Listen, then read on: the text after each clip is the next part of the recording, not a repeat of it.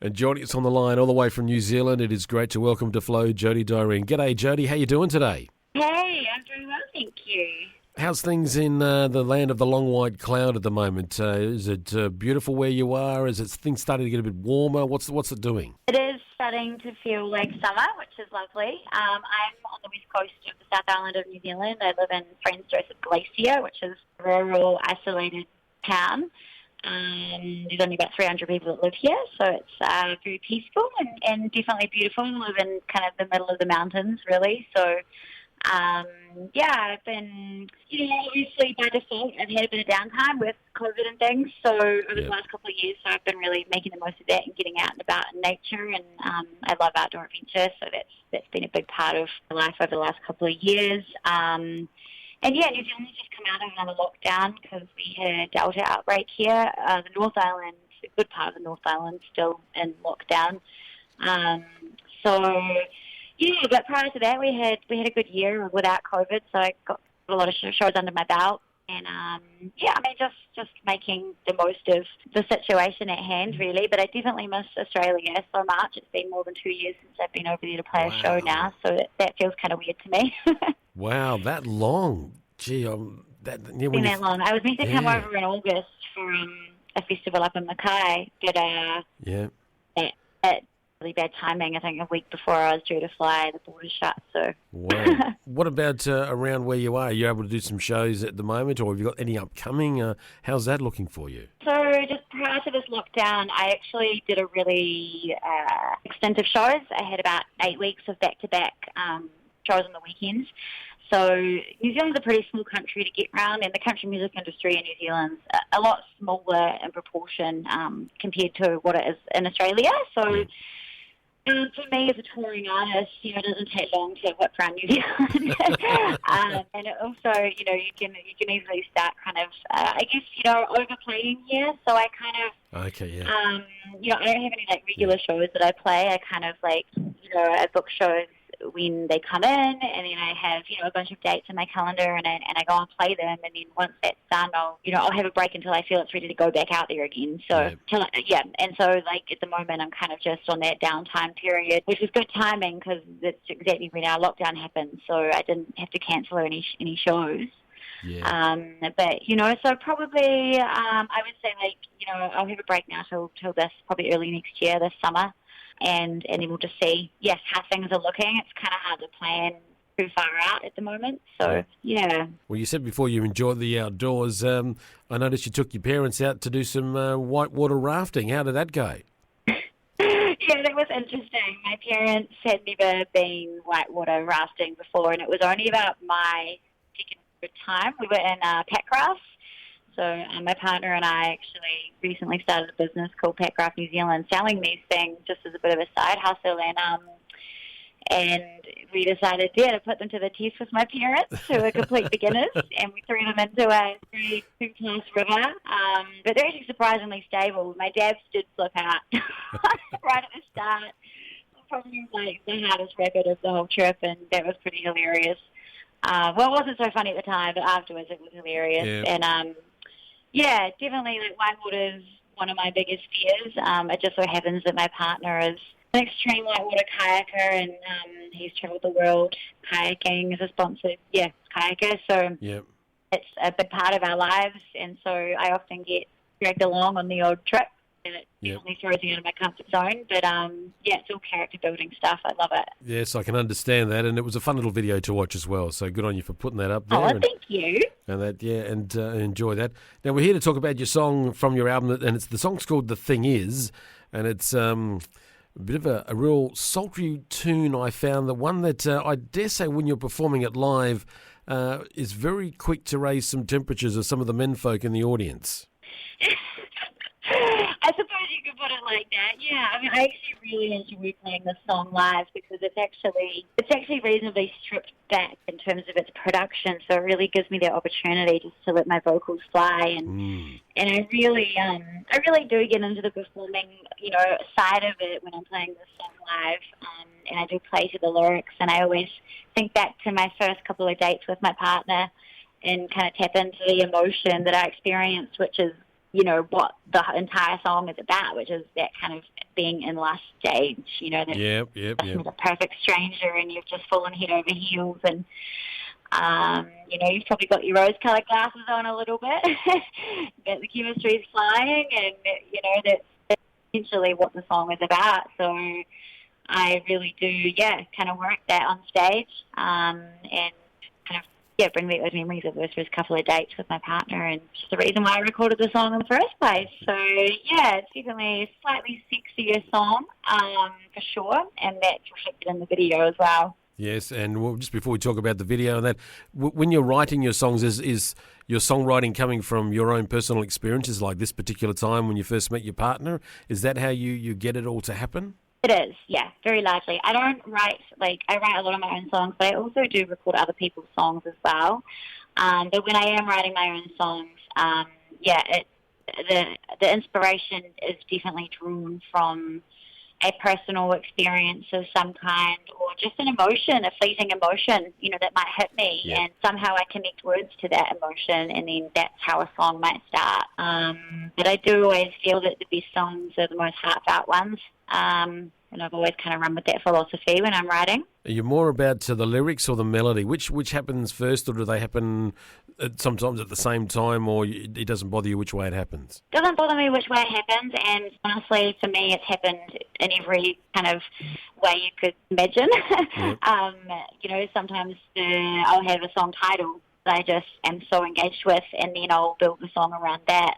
Sometimes I'll just have a melody that I'm just humming that has no lyrics, and then I'll put words to that that I feel suit that melody. And then sometimes I'll just have a line, written in my diary or something that I'm like, that can be turned into a song. There's something to this. But I think, especially as I've kind of matured and gotten older, I definitely tap into my intuition more so, when I'm writing, and really just follow that as a guide.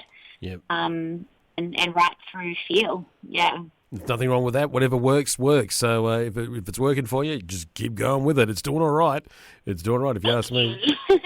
Now, back to the video, Jody, and you mentioned the outdoors, and I noticed towards the end of the clip we get to see some of that wonderful New Zealand sort of scenery and all that. So the video, it was obvious, because you're the only one in it all the way through, so I gather it's a COVID kind of video, as we've been saying these days. But tell us, how did that all come together? Yeah, so,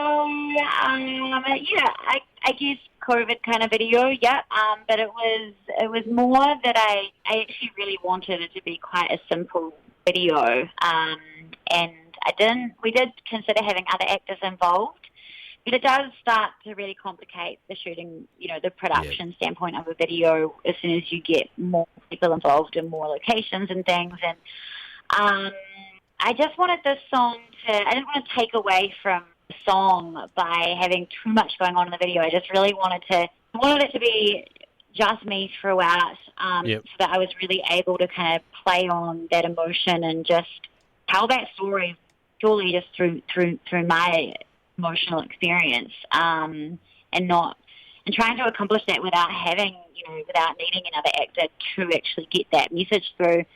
So basically, the foundation of the video was just me tapping into that emotion and reliving my first kind of 2 to 3 dates of, 1 to 3 dates with my partner, which is, like I said, the reason why I recorded the song in the first place. Just going back to how I felt, because obviously it's turned to love now, which is very different to that being in lust emotion. So it was kind of revisiting that being in lust and, the heightened sense of chemistry flying, and it was a really cool process to go through, and the video kind of, evolves from, it starts, in the bedroom where it's the night after I've met this guy, obviously, or the day after or whatever, and I wake up in my bed, and then I'm texting him and calling him, and then it moves through into my living room where I sit down and try and do some work on my laptop, and I just can't concentrate because I can't get this guy out of my head. I'm constantly checking my phone.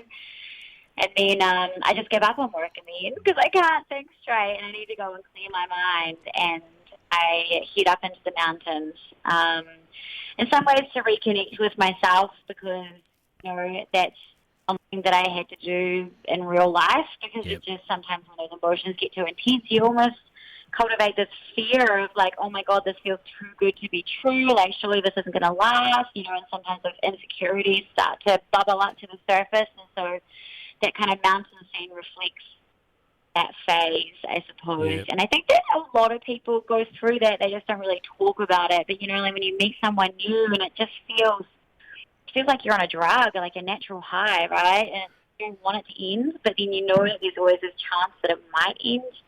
And that's a little bit scary, right? And I think that we're all a little bit afraid of that. And so, yeah, that kind of, at the end of that song is kind of like me just like taking my power back and going back out into the mountains and cooling myself down, So that's it in a nutshell. It's a great video to watch, and I dare say your sponsor MG was happy that they got a bit of a scene in there as well. Absolutely, I've got to look after the sponsor. Yeah, it was always good, and I noticed in one of the and I've just paused it on my screen here. You were driving along doing 100, so you were following the speed limit. Although it looks like there's some little warning sign I can't quite make out. So hopefully you weren't speeding while they were filming that. I definitely was not speeding. It was 100% a 100-kilometre zone, and I was doing 99. And the warning sign on my dashboard was definitely because my car was overdue for a service. Oh dear, Jody, have you serviced the car since? Which is a common occurrence.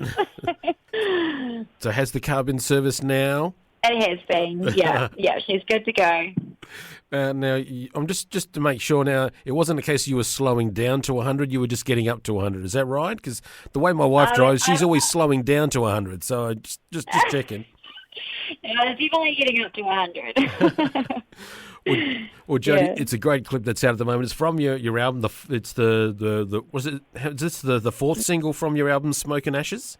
Third single. Third single, okay. And the album, it's we're playing a few of the tracks here on Flow as well, so this is certainly going to be another one that our listeners are going to be hearing. So you said you're going to be not doing much now until the start of next year, but when things do open up, are you coming over here, or are you heading elsewhere? What's going to be happening? Have you got another album on the way? What's going on? Well, I will definitely, there's no doubt I will be back to Australia as soon as I can kind of realistically plan, right? Yeah. I have a couple of festivals I was booked on the last 2 years, and they're still planning to get me over, as soon as the opportunity presents itself. Yep. So, once these borders open up, I'll be diving into planning some shows in Australia for sure. And in terms of writing, I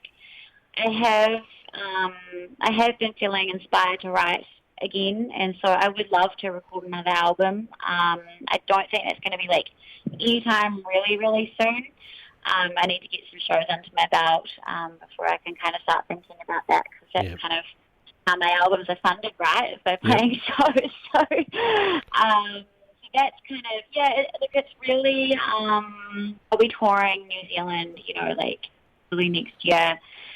But it's just so hard to plan as an artist right now. So I'm really just going with the flow, and I'm playing shows when I can. There's not great deal of structure around what I'm doing right now, and I think that a lot of artists would agree that there's not really much choice other than just to kind of flow with it at the moment and not rely too heavily on planning. It's just it's a lot of short-term decisions. The minute you plan it, it can go sideways very quickly. Exactly. There's no point in me planning Australian shows right now until I know when the borders are going to be open. The North Island of New Zealand's in lockdown right now. I do need to get up there and play some shows, but who knows? The situation's still evolving up there. So, until those numbers really start declining and there's some confidence that everything's going to be going back to normal, then there's no point me booking shows up there, because we just create work for ourselves. That's definitely one thing I learned early on. There's a lot of admin involved in cancelling and rescheduling shows, so it's just easier just to wait till we're all in the clear and then kind of roll with it. I did kind of early on, I took this stance of I'm going to book shows in Australia. I'm just going to take the risk, because in life you need to take risks, to achieve, right? And so I did that. I set up a few shows. I booked my flights, and and then a week before I was due to leave, there was a lockdown, and and all of a sudden I've lost thousands of dollars and I've got no flights and credit I can't use. So it just kind of taught me that I just need to, just pull back a little bit and just let things settle down before we can really kind of get back into it. Which they will in time, and hopefully by then... They will, absolutely. Yeah. When it comes back, it's going to thrive. It will indeed, and we're looking forward to seeing so many. I think we're just looking forward to live shows, so we're going to be absolutely loving it. And once you get across here, we'll be loving that as well. Well, Jody, it is absolutely a pleasure chatting to you. Thank you for spending some time with us today on Flow. We've got your current single here ready to go. If you could please introduce it for all our Flow listeners. Please take care and stay nice and safe, and hopefully we'll see you over here soon. Absolutely. Thanks so much for having me. And hey, you're listening to Jody Direen, and this is my new single, Singers. I like you, baby.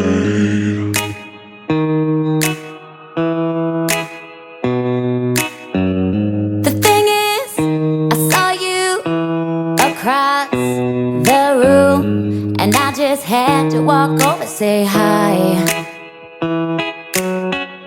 You caught my eye, I caught your eye, and now I can't get you off my mind.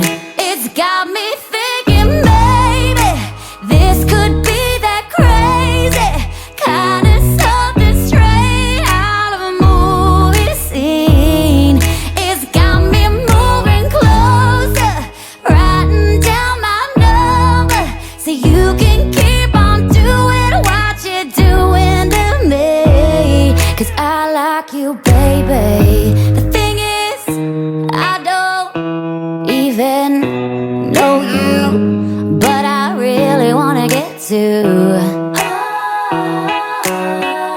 So why don't you call me whenever you want to? We can make a little rendezvous. 'Cause I'm thinking maybe this could be that crazy kind of something straight out of a movie scene. It's got me moving closer, writing down my number so you can keep on doing what you're doing to me. 'Cause I like you, baby. The thing is, I like you. The thing is, I want you. The thing is, I like you. The thing is, yeah, I want you.